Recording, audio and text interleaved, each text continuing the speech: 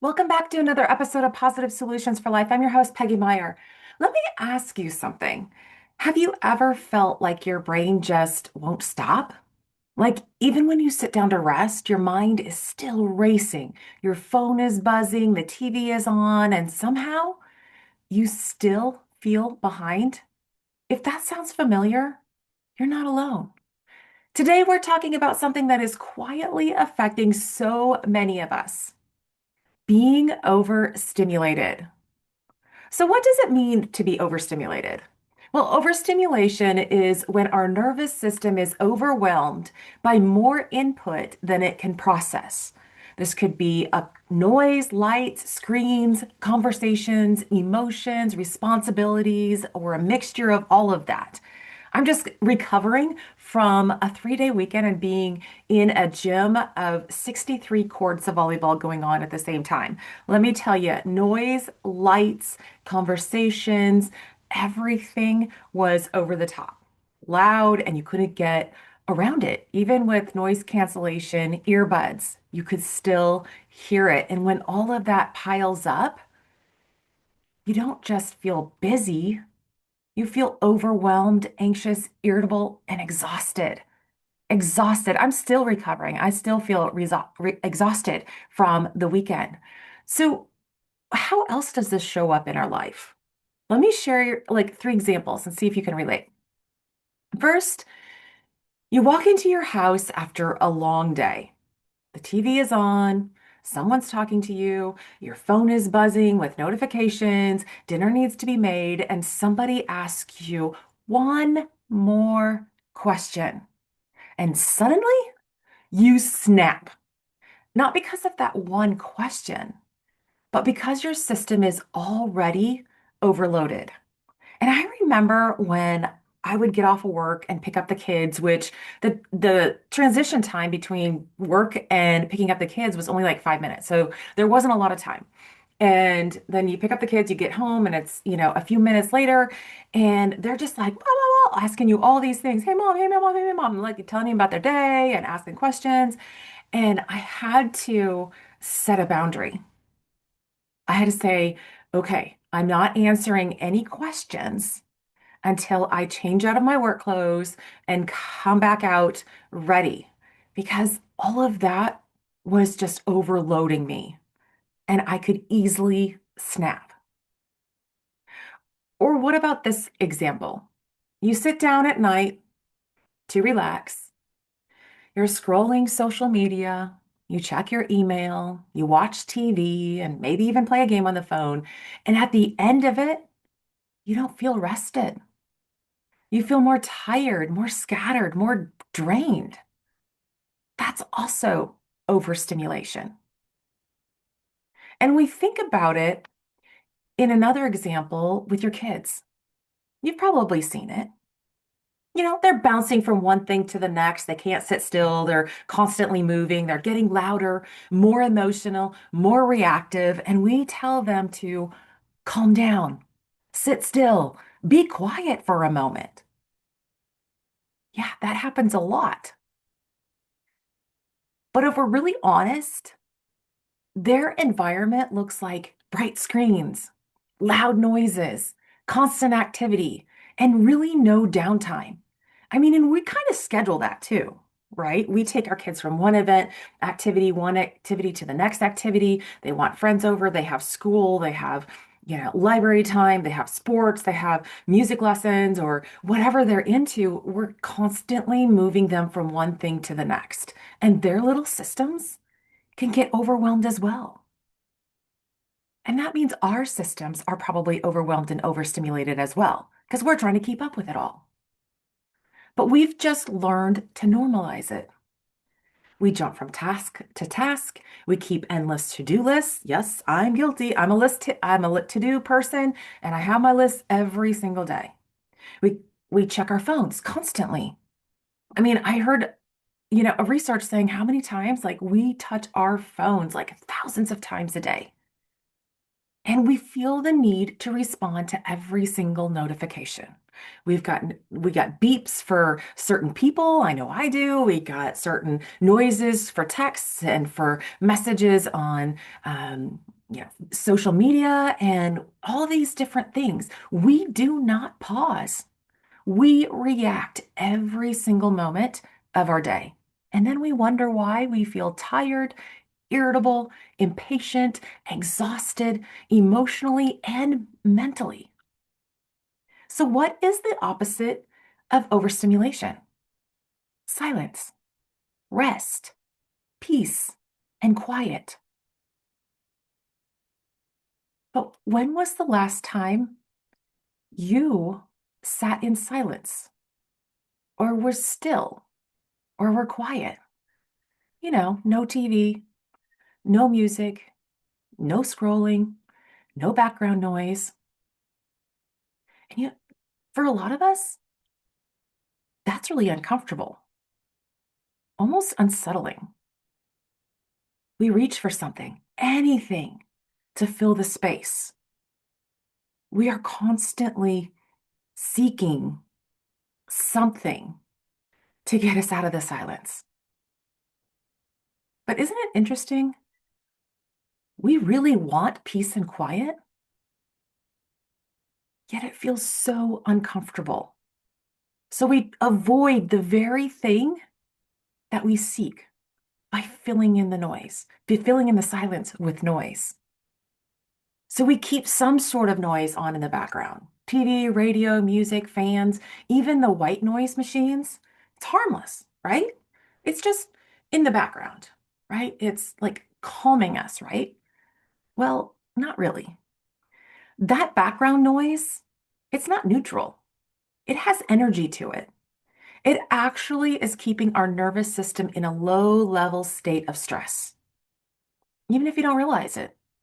That background noise creates constant stimulation, which keeps our mind busy, prevents us from deeply resting, and it disrupts our focus and it shortens our patience.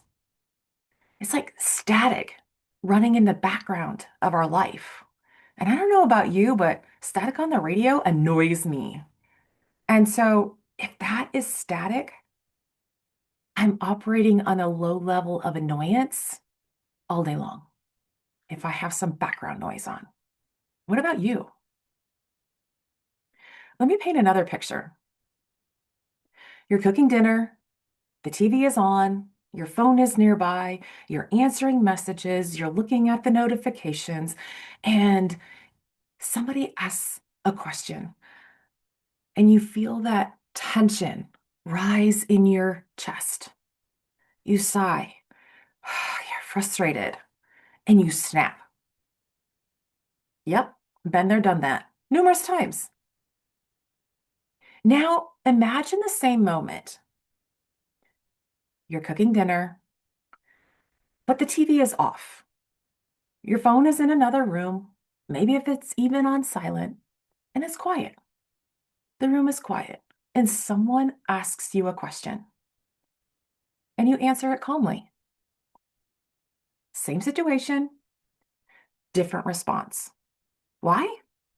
Because your nervous system isn't overloaded. So we need to relearn how to rest. Rest and quiet is the opposite of stimulation. We all crave it, but we don't prioritize it. We say we don't have time. That's not realistic. You can rest later, right?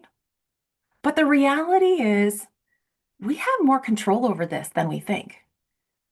But first, it starts with awareness. So let me ask you something. When your kids are overstimulated, what do you do? When they're running around and they're all noisy and stuff, what do you do? You ask them, like, hey, can you please be quiet? You know, but you give them a break. Maybe you put them in timeout. They need to calm down. But any way you do it, you help them reset. You help their nervous system calm down. But what about you? When was the last time you put yourself in timeout? I remember the first time I gave myself a timeout, my kids were just like, ah, and I was like, oh, my tolerance level was, over the top. I couldn't do it anymore. I put myself in timeout. And you know what happened? The kids were worried about me. Mom, are you okay? I'm like, I just needed to give myself a break. And you can too. How do you give yourself a break or a reset when you need it? Do you even recognize the signs when you need a break, a timeout, or a reset? If you don't, start paying attention. Start paying attention when you start to feel, that tension in your chest, when you start to get easily frustrated, or maybe it's like mental fog, like you can't concentrate, you can't focus, you start getting overwhelmed, maybe even short-tempered. Ask yourself, am I getting overstimulated? Am I overstimulated? Don't ask, what's wrong with me? No, ask yourself, what do you need right now? What do you need? Do you need to take a breath? Do you need to walk outside? Do you need to go to the other room for a little bit? Do you need to take a drink of a cold glass of water? You ask yourself, what is it that you need right now? And create the space for it. You need to create space for peace and quiet because peace just doesn't happen. It's created, it's chosen, it's protected. You have the ability to turn off the noise. You can turn off the TV. You can turn off the music. You can turn off your notifications. You can put your phone in silence. You can step away from the chaos. You can create quiet spaces in your day. Yes, you can. You have control over what you do with your time. So, how could that look?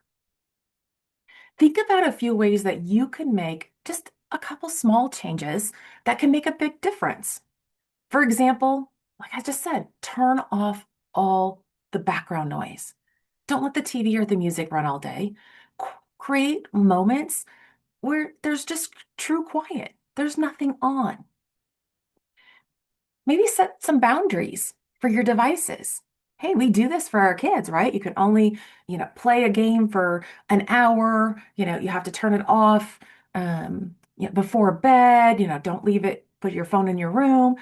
So set some boundaries. We do it for our kids, but we do it for ourselves? Turn off your screen 30 to 60 minutes before bed, or even longer. Because that blue light, that stimulation, it doesn't matter if it's blue light or not. I mean, you got noises and lights and different colors, moving all the time. We need to decompress. We need to just step away from all of that. Try to keep your phone in another room at night. Yeah, try an old-fashioned alarm clock. You don't need your phone for an alarm clock because it's very enticing to pick it up and look at what happened overnight. Don't check your phone first thing in the morning. So even if you do have it for an alarm clock, don't pick it up and immediately see what notifications you missed during the night. No, because the moment you do, you step into everybody else's agenda before your own. You start reacting. You start feeling behind the day even before you even start, even before you crawl out of bed. So before the noise begins, before the notifications come flooding through, before picking up your phone, start your day in silence. Take a few moments to pray, to breathe, to experience or name what you're grateful for. Just sit in silence for a little bit, meditate or read, but be intentional about how you start your day. You can set the tone for your day instead of reacting to everything that comes your way first thing in the morning. And then take reset moments throughout the day. Be aware of the moments when you need to pause, step away, breathe. You don't need an hour, even just a few minutes can reset your system. So today I want to challenge you. Take a look at your life. Where is the noise? Where's the overload? What's constantly pulling at your attention? And then ask yourself, what can I remove? so I can experience some peace. Start small, just a few minutes of silence in the morning, a pause in the middle of your day, turning off the noise at night. And as you do, you'll begin to notice something shift: more patience, more clarity, more peace. And remember, God tells us to be still. Stillness isn't empty. It's where clarity comes. It's where peace lives. It's where you reconnect to yourself and with God. So, thank you very much for joining me today on Positive Solutions for Life. If this episode spoke to you, share it with someone who might need a little bit more peace in their life. And remember, you have the power to slow down, to be still, and create space for what truly matters. So, until next time, take a deep breath and give yourself permission to rest.